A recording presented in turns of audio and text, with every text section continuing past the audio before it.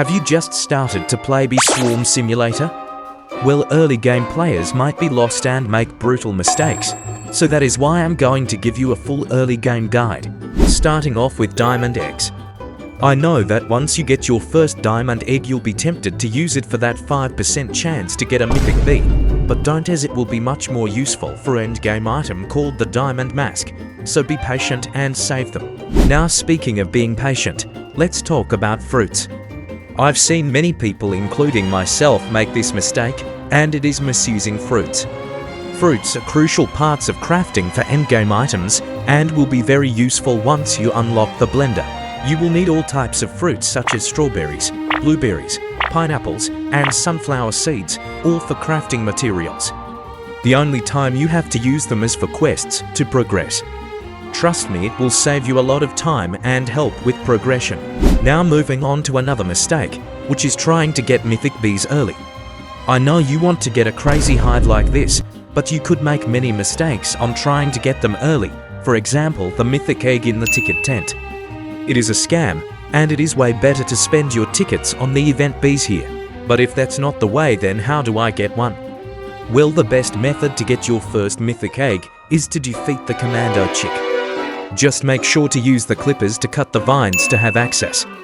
After, you will be in commando chick's lair, and by defeating it 50 times you will be gifted the mythic egg. But every time you defeat it, it will increasingly get harder to defeat on your own, so I recommend getting your professional friends or getting people in your server to help. Moving on to another quick tip and mistake, which is buying the spark staff. It is a scam and only useful for certain quests, so until then don't get it. Now let's move on to more of the progression side. Let's talk about meteor shower.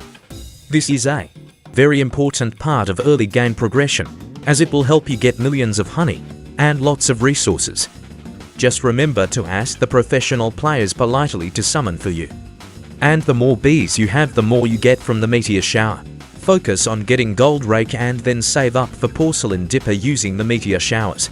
Okay, so the next thing you want to focus on is having more bees. This benefits you by increasing your honey earnings, boosting, and meteor shower rewards. But it also allows you to unlock things like the 35 bee zone, which unlocks brand new content you've never seen before, like the wind shrine, the nectar condenser, coconut crab, and a whole new quest line from Spirit Bear, which leads perfectly into the next tip. Behind the gate of the 35 bee zone lies the petal wand and petal belt. You usually get your first spirit petal near the end of early game, so I recommend using your first spirit petal on the petal wand because it is much cheaper and you'll see the huge difference once you swap, due to its pollen collection and useful conversion. But either way is fine, whether you get the petal wand or the petal belt. Now the next thing is something early game players stress about a lot, and that is hive colors.